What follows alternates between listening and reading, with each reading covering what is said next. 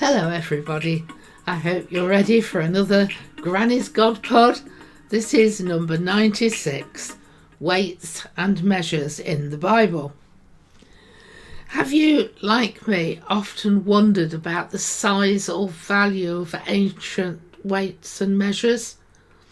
Not so long ago we changed from feet and inches to centimetres and metres, and from pounds and ounces to grams and kilos.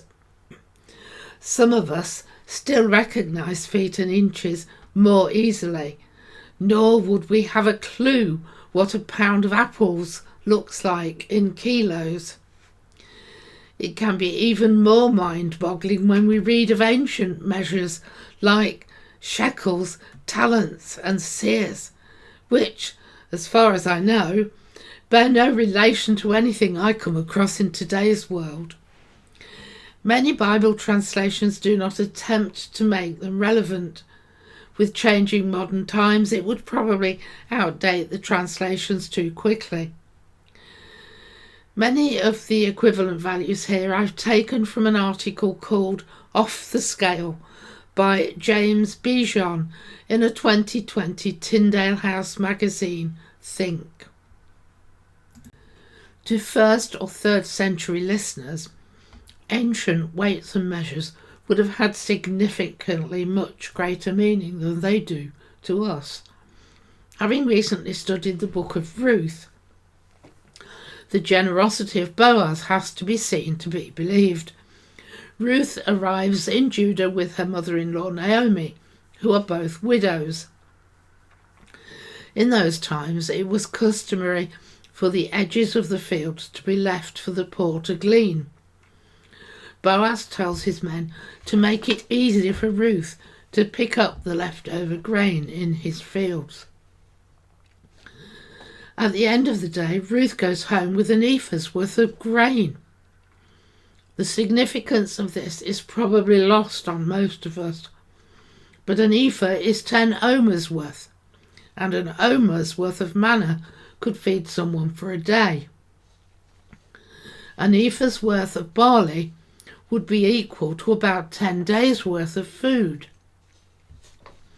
In 1 Samuel 17, verses 17 and 18, David takes 10 loaves and an ephah of roasted grain as provisions for his brothers at the battle with the Philistines. So Ruth gleaned a great deal more than we might at first realise. Boaz's generosity is an important characteristic of the man, who goes beyond what the law required.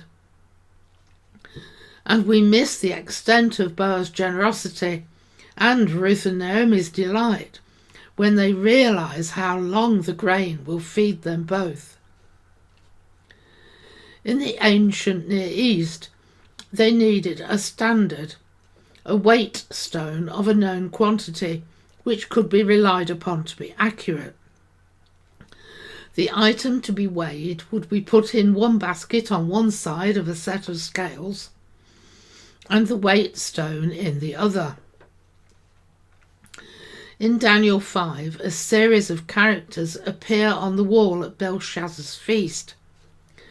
Daniel reads these as Mene, Mene, Tekel and Upharsin, which are all measures of weight in Aramaic. The image that Belshazzar's worth is being weighed by God and falls short is powerful.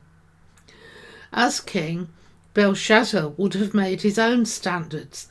The king would have an official weight defined by the palace, from which other weights would be calculated. But Belshazzar was being weighed by God's standards. By the time we get to the New Testament, money seems to have been counted in coins rather than weighed by a scale. Jesus' parable in Matthew 18 describes a king settling accounts with his servants, one of whom owed 10,000 talents. This is actually an enormous sum. In the Bible, 1 talent is enough to make someone rich. A first century labourer may have earned no more than a couple of talents in his life. How on earth had the servant incurred such a debt? Could it be loans during bad harvests? He could only ask for the king's mercy. There is also the parable of the master who leaves different numbers of talents to 3 servants.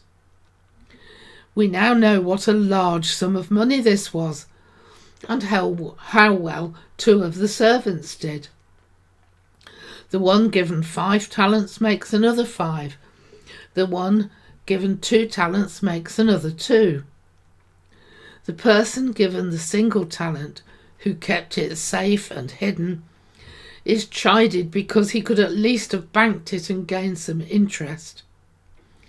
Perhaps this is a warning to us, especially to those with great earnings, to use our talents, in both senses of the word, to serve God and not hide our light under a bushel. In those times, the light would be from an oil-fed lamp, simples, but not so simple the bushel, which was a weight for dry goods, or the name of a container that held that amount.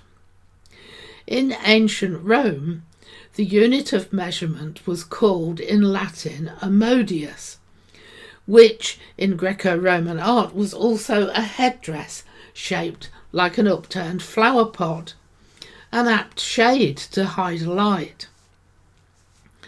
The modius was said to be about 8.73 litres, or 19¼ pounds.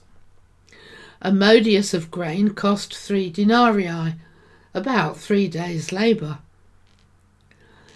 Early English Bible translations replaced the Latin word modius with bushel, probably because it was a measure that was easily recognisable at the time, more so than it being an equivalent weight. While the Merriam-Webster dictionary says a modius was about a peck, there are 4 pecks in a bushel, which would mean 1st century adult males given 5 modii of grain per month would be receiving 20 modii if bushels were used. While we can still read these passages without understanding the various weights and measures, knowing this extra information gives us an experience closer to that of the very first listeners. And if you like going down rabbit holes, try looking up the Roman grain and corn doles and a legionary's rations. See you next time.